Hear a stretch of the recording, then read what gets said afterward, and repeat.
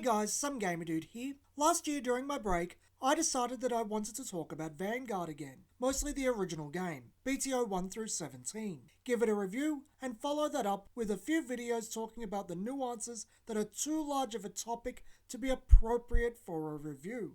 This review will only be looking at the original 5 boosters and 2 extra boosters, as the goal of the review is to look at the game as a game, not the individual mechanics or how it evolved. I'll be discussing the mechanics introduced to Vanguard at greater lengths in a later video. The story behind Cardfight Vanguard is said to be that Takaki Kadani cold canvassed players in Japan for what they like about card games in an effort to make a new game. Together with Akira Ito, the Yu-Gi-Oh! R author and assistant to Yu-Gi-Oh! Author Kazuki Takahashi, along with Satoshi Nakamura, a Japanese Magic champ / Duel Masters technical advisor, also the inspiration for the Duel Masters characters of Knack and Knight, Cardfight Vanguard was born. Cardfight Vanguard centralizes itself around the eponymous Vanguard, the unit in the central position of your front row. By dealing 6 damage to your opponent's Vanguard, you win the game. Vanguard takes place on a fictional planet called Cray, wherein you take possession of one of the inhabitants of the planet and help them wage war against their adversaries. Cray is broken up into 6 countries. On each of these countries there are several clans which you can play as. These clans have very distinct personalities and themes to differentiate them from one another and give each clan their own identity, being Vanguard's equivalent of a colour pie. Vanguard's cards are all called units, and are broken down into 5 separate subcategories called grades. As the grade increases, the power level of the card increases with it, while the shield level decreases. The grade 0, usually only used as your starting Vanguard. The grade 0 trigger. These are used with the trigger mechanic, and your deck must include 16 of them. The grade 1. These are your main source of cards with the boost mechanic for the back row. The grade 2.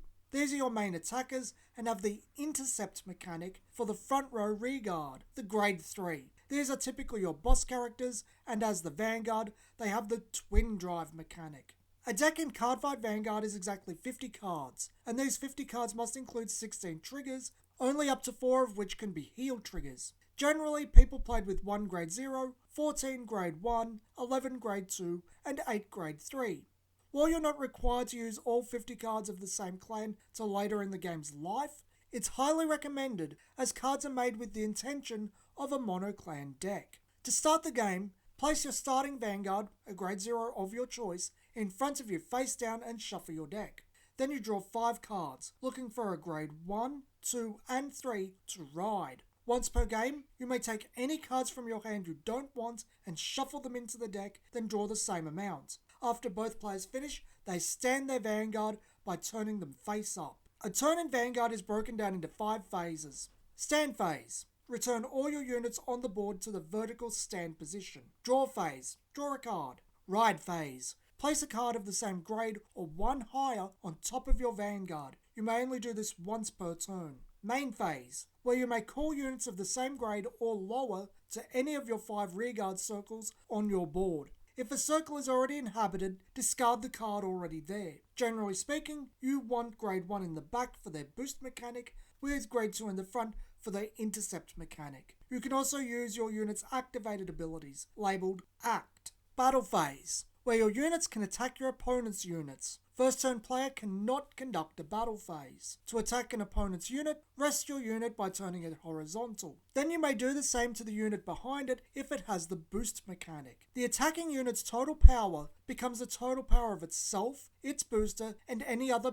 power modifiers from effects. Your opponent may now guard the attack. To guard, they place cards from their hand of the same grade or lower than their Vanguard to their Guardian Circle, the area in front of the Vanguard. They can also send units from their front row with their intercept mechanic to the Guardian Circle. They then add the shield value on the sides of the cards in the Guardian Circle to the power of the unit targeted by the attack. If the total power and shield of the target surpasses the power of the attack is guarded and the cards in the Guardian Circle are discarded. If the Vanguard is attacking, another step is taken, the drive check. In the drive check, the Vanguard can reveal a card from the top of their deck, 2 if they have the twin drive mechanic, to see if they check a trigger.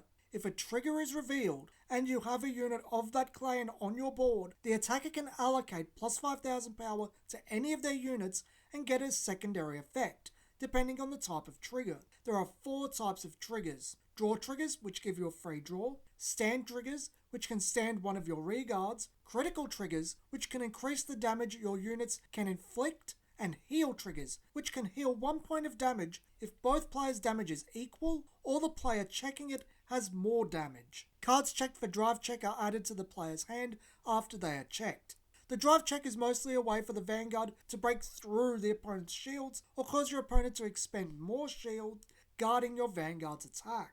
If the target is hit and it is a rear guard, it is discarded. If it is hit and it is a Vanguard, it is dealt damage. They reveal the top card of their deck. If it's a trigger, they get the same effects listed before, allowing for a buff to a unit's power for the turn, healing, and drawing more cards. That card is now placed into that player's damage zone. This is repeated until damage is dealt equal to the critical value of the attacker. If you deal 6 damage to your opponent, you win. After you conclude attacking with all units you wish to attack with, you proceed to the end phase and your opponent's turn starts. I briefly mentioned act effects, but it is one of 3 effect super types: act, auto, and cont, short for activated, automatic, and continuous respectively. Vanguard is not the origins of this. Like most things in Vanguard, the mechanic comes from prior games, but it is probably most Westerners' introduction to specifically labelled effect types. I'm not sure I've ever actually needed these effects to be specifically labelled, but I do like it. I don't believe it removes any text, not like how Force of Will's Enter keyword does, but I believe it's a good quality of life addition that does remove a lot of ambiguity from card effects. It didn't come up in the gameplay outline, but Vanguard has 2 resource systems for paying for effects: Counterblast and Soul. Counterblast is your damage. By turning cards in your damage face down, you can pay for effects. Soul is the cards under your Vanguard. By discarding them, you can pay for effects. The resources in Vanguard are interesting to me. Soul is very much a traditional resource. You get 2 to 3 natively, all the rest are generated by writing more than necessary, usually as a side effect of gaining on-write abilities or using effects to generate soul, dedicating deck space to resource generation. Even then, most clans that would generate soul as an effect do so for another purpose, not to spend the soul. Counterblast, on the other hand, is a reconfiguration of Duel Master's shields.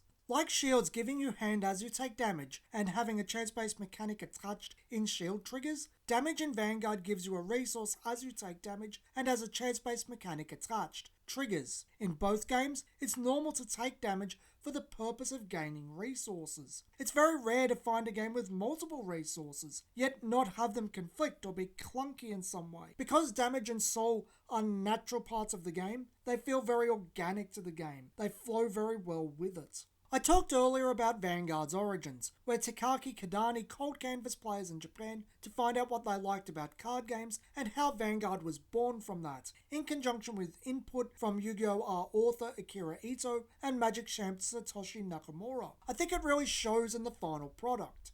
Vanguard as a game is designed to feel good. Everything about it works towards that goal. Writing is visible growth, and plays to people's natural love of numbers getting bigger. It really does feel like progress, much like a JRPG. I know it's for gameplay reasons, but in terms of lore, I'm not sure why the starting Vanguard isn't the deck's ideal grade 3 from the start. It'd make sense that they lead the charge, but I digress. The guarding system is interaction and a fairly direct one. It keeps both players involved in the game and gives the defending player some sense of ease in their defensive capabilities. The trigger system keeps the game dynamic, much like Duel Master's shield trigger system it's based on. It can produce very feels-bad games in ways Duel Masters doesn't, mostly due to losing at 3 damage due to 2 critical triggers, but it's not common enough to dock the game for it. The clan system also plays into this. I really think due to the large diversity of clans, anyone and everyone could find a clan in Vanguard that really appeals to them. The art is very attractive, helping this. Every clan feels very distinct, most playing significantly differently and look very different, while also being cohesive enough to feel like the same game. What Vanguard really achieves at the end of the day is something really special. It feels like an anime. The game is very easy to follow, dynamic, plays exactly like the Vanguard anime, and in an ideal world, everyone has their own clan they resonate with. I can't think of any other multimedia franchise based around a TCG that actually achieves this so well. Yu-Gi-Oh! The various anime, compared to the actual card game, couldn't be any more different due to what is marketable in terms of the anime and what is viable in the game, not syncing at all the vast majority of the time. Even my beloved Duel Masters, the game doesn't really suit the anime format, and what people play in universe isn't regularly viable in reality. Vanguard in many ways feels like it's trying to be a revision of Magic and Wizards, aka Duel Monsters, the card game played in the Yu-Gi-Oh! Manga. Vanguard is designed for drama, action, and dynamic gameplay, to create a similar experience to what would be found in an anime or manga, except it functions as a real-world game. I'd say it succeeds in its core rule set. At Vanguard's best, it feels like you're role-playing an anime character. This doesn't mean Vanguard is a perfect game. It's a very enjoyable game, but by no means perfect. It has some serious flaws. The most pressing one is that stand triggers are straight up unviable for the vast majority of the game. I'll be making a video devoted to stand triggers where I will further go into the topic, but the way that the vast majority of clans are designed, they either don't have the right cards for stand triggers or straight up don't want them because whatever they're doing is better or makes them superfluous. They are not a flawed concept, just not properly understood and suffer as a consequence. The clan system and how expansive it is also has some negative side effects. There is a bit of clan redundancy, even in the original block. There are 2 ninja themes, Murakumo and Nubatama, though Nubatama is incomplete. There are also 2 knight themes, Royal and Shadow Paladin. Shadow Paladin even overlaps mechanically with the dinosaur theme, Tachikaze. Both revolve around killing your own units, though Shadow Paladin also shares a lot of similarities with Royal Paladin, making them strictly superior to Tachikaze. What Pale Moon is going through multiple hoops to achieve is just a variant on what Nova Grappler is trying to achieve. Similar arguments can be made for Dark Irregulars and Dimension Police too. This becomes an issue when Vanguard's set design is taken into account.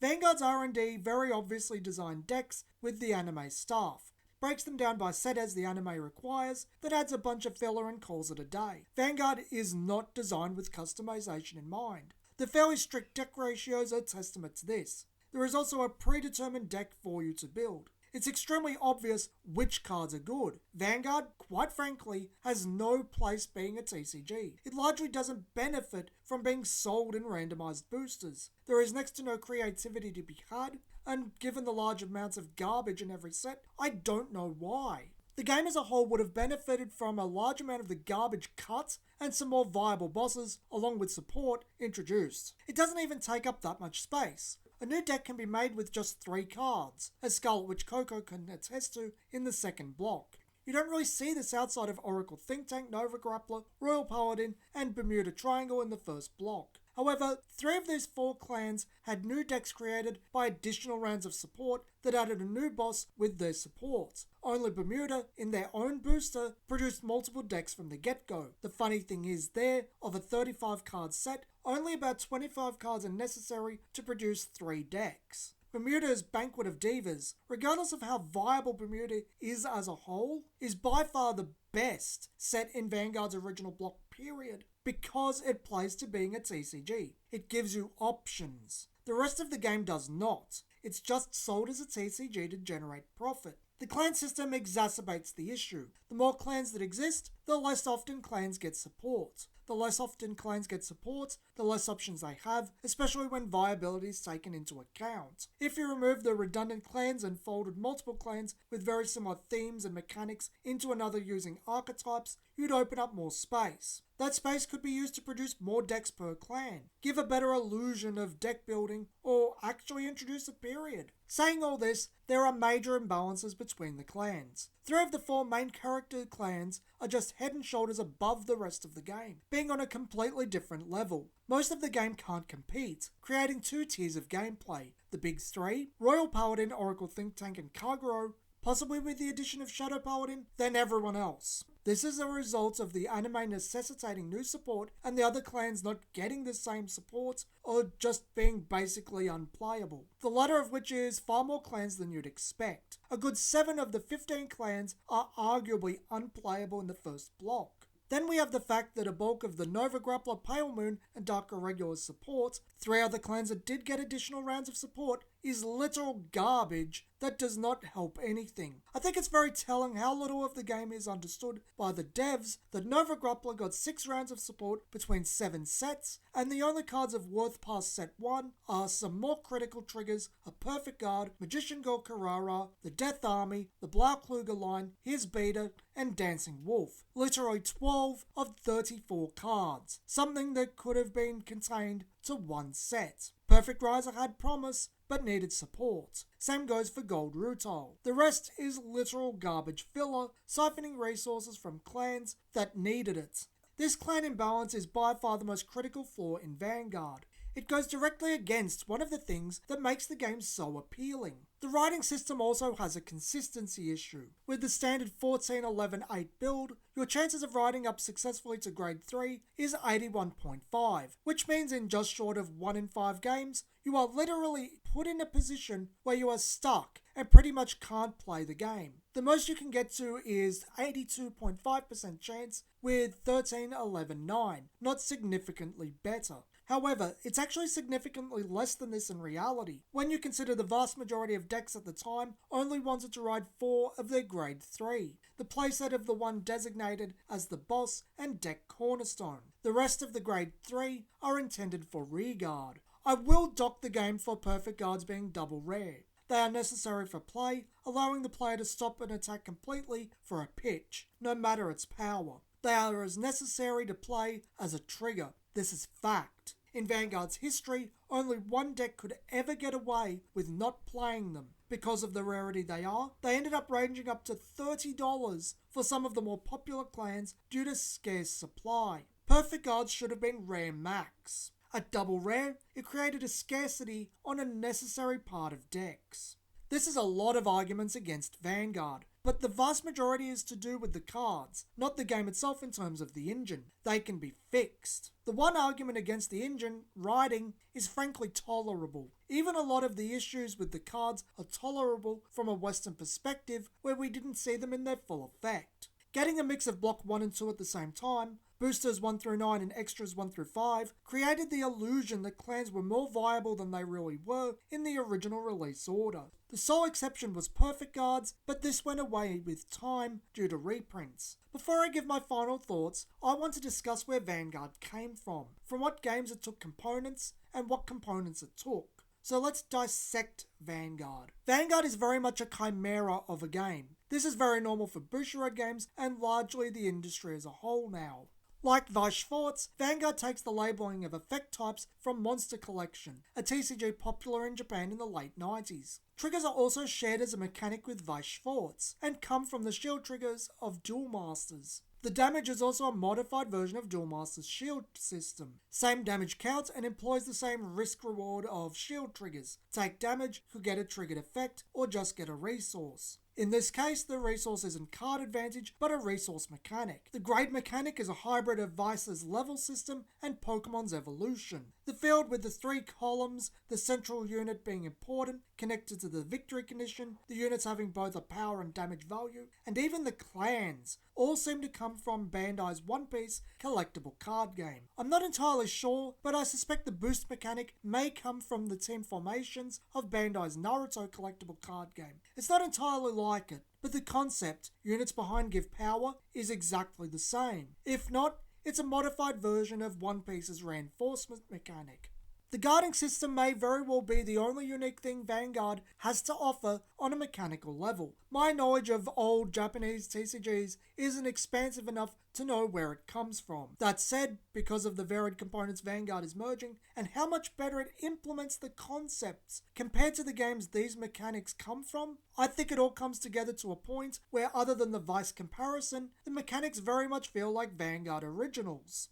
Vanguard takes all of these concepts and makes them its own. Even my friend who played One Piece heavily back in the day never put 2 and 2 together that One Piece and Vanguard are so similar conceptually. The Vanguard could very well be considered a fixed One Piece, all because Vanguard is that much better of a game, warts and all. Bushiroad has pushed that Vanguard is a casual game for fun since it began. I think it's a testament to how well designed Vanguard's core engine is and how much personality is packed into the game that people couldn't get enough of it after it launched. They fell in love. They took the game intended for casual play seriously. I don't think it can be underestimated how much the anime helped Vanguard either. Season 1 of the Cardfight Vanguard anime being commonly considered to be one of the greatest card game anime of all time, and by far the best one at teaching people how to play the game it is made to promote. Having a lot of heart, and in the beginning, being grounded and relatable. Vanguard also benefited a lot from Yu-Gi-Oh! Being in a bad position in 2011/2012, but a lot of Vanguard's initial success was its own making. It's got problems, stands and clan imbalances being the major and most damning ones, but many I talked about would be sorted out with time, others would not. Change brought about additional issues, but at its core, Vanguard is a highly enjoyable game. I'd go as far to argue that it was the best new game released in the 2010s. What it does well, it does that well. It just arguably needed more time to bake. This has been some Gamer Dude, and thanks for watching.